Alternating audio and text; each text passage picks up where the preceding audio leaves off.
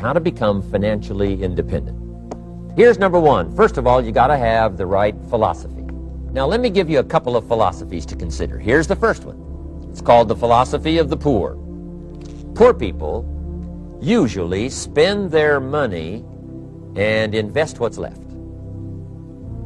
That's the philosophy of the poor. Now, here's the philosophy of the rich. Rich people invest their money and spend what's left. And here's the startling answer. It really doesn't matter what the amount is. What's most important is not the amount. What's really important is the philosophy. So I would ask you to adopt this philosophy. And I've got a little formula that I'm going to share with you. Now, what should a child do with $1? Here's one opinion. It's only a child and it's only $1. What difference does it make? Well, in my opinion, it makes all the difference in the world. A person's economic future starts with a child with $1. Somebody says, oh, no, you're only young once. Let him spend it all. Well, when would you hope that would stop? Somebody says, well, wait till he's 50 and broke like me, and then he'll learn. Well, no, we don't want to wait that long. So what should a child do with $1? Here's the simple premise to begin with. Don't spend it all. And if a child wants to spend the whole dollar, you got to say, hey, don't spend it all. They'll say, why not? It's my dollar. I earned it. You say, I know you earned it, but don't spend it all. They'll still say, why not? Say, let me show you why not. So you put them in your car, take them to the other side of town, and show them where people live that spend the whole dollar. Just drive them around. Kids learn best by visual. Just drive around and say, would you like to live here? Kid says, no. Would you like to live like these people live? Kid says, no, no. Then you can't spend the whole dollar. So kids will get the message. So, take them to the other side of town, show them around, unless you already live there, and then just show them around.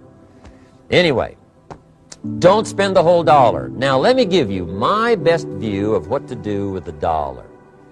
Here's my first bit of advice. Never spend more than 70 cents.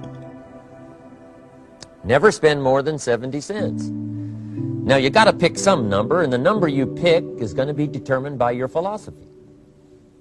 It's going to be determined by what you've been taught or your experience teaching yourself. When I first met my teacher, Mr. Schoaf, I was at about 110% of each dollar. And then I learned a whole better formula for financial independence. Number one, don't spend more than 70 cents. Now, kids say to me, well, okay, what do I do with the other 30 cents? And here's what I teach them. 10 cents for charity.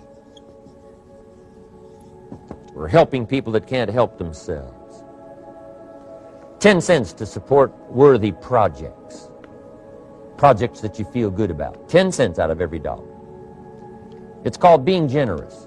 Now, in my opinion, nothing teaches us character better than generosity. No class, no teacher, no book teaches character better than generosity. And the best time to start is when the amounts are small, because when the amounts get larger, sometimes it's a little more difficult. Giving 100,000 out of a million, someone says, oh, if I had a million, I'd give 100,000. I'm not sure. That's a lot of money. So the time to start is when the amount is 10 cents out of the dollar. Okay, next 10 cents I call active capital. Active capital means do something to make a profit. Active capital. Set aside a portion of your income. Wages are okay, but I'm telling you, wages will make you a living. Profits will make you a fortune. So set aside part of your income as capital, called active capital. Any kind of project you can possibly think of, you can possibly come up with. Then you must jot this down if you're taking notes. Profits are better than wages. And then there's no limit to profits, and they can double and triple and quadruple. There's no limit. It's incredible how fast profits can grow. So profits are better than wages. Wages make you a living. Profits make you a fortune. Now, the third 10 cents is vitally important. I call it passive capital. Capital you let somebody else use. A financial institution, stocks and bonds, mutual funds, whatever. Let someone else use it. You furnish the money. They use it to make a profit, but they pay you for the use of it, called interest.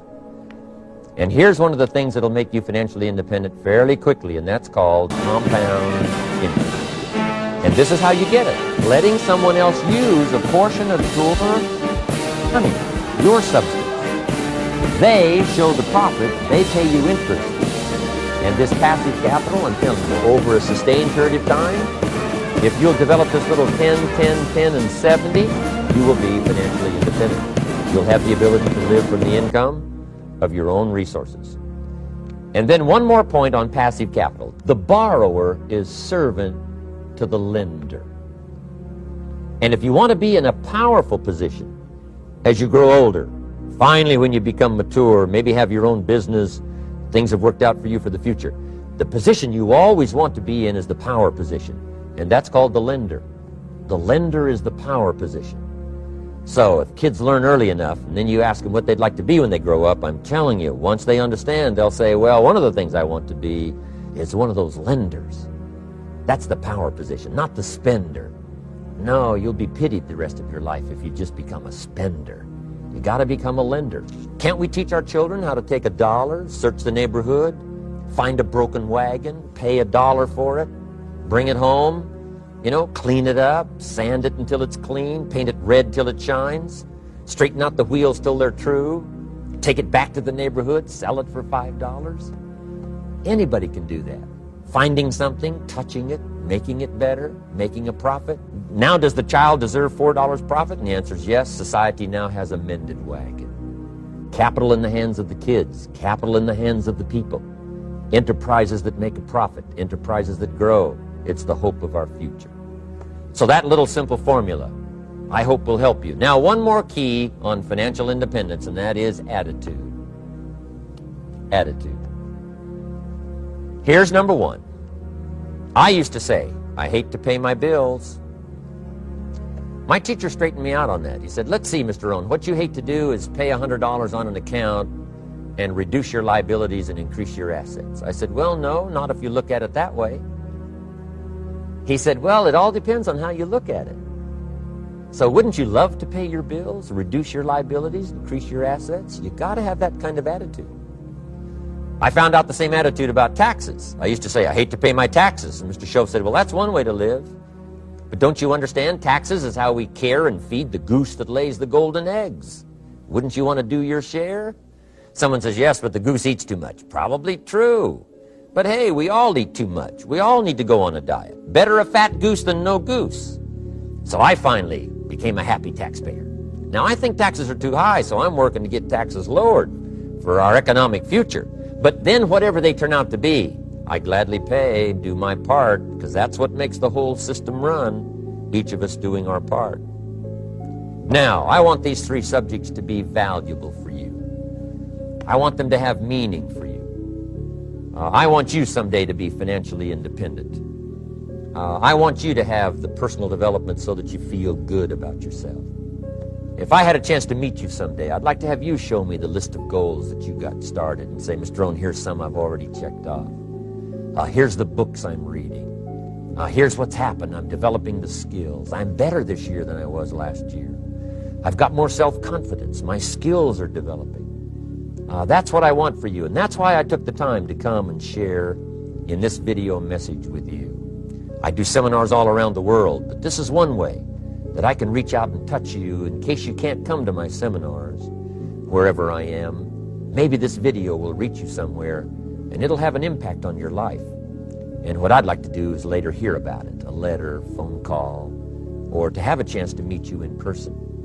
And now I'd like to leave you with these 4 questions called questions to ponder. These questions were valuable for me, and I want to make them valuable for you. Here's the first one, why? We all ask why we should work this hard, why take that many classes, why go to school that many years, why take the notes, why read the books, why work that hard, why put yourself through the push-ups and the disciplines, why? Good question, why? Best answer to why, I think, is the second question. Why not? Why not see how many books you can read, how many classes you can take, how many skills you can develop?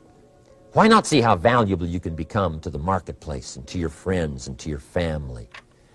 Why not see what you can make of yourself? Why not see how far you can go, how much you can see, how much you can earn, how much you can share? Why not? That's the heritage all of us have, now that we've been given this extraordinary opportunity.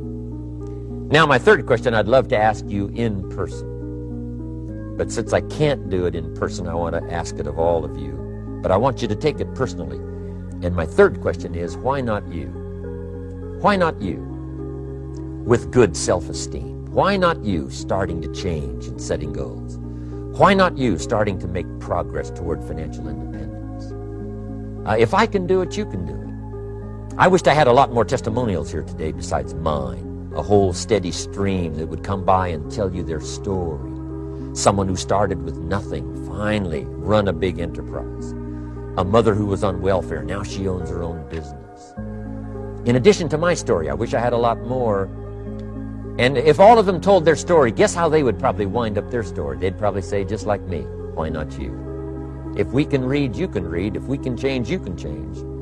If we can figure it out, you can figure it out. If we can turn it around, you can turn it around. There isn't anything you can't accomplish. That's what those testimonials would say. And so I want to say it to you personally. Why not you? You've got the brains. You've got the stamina. You've got the vitality. You've got the interest. You've got your life ahead of you. You've got the future.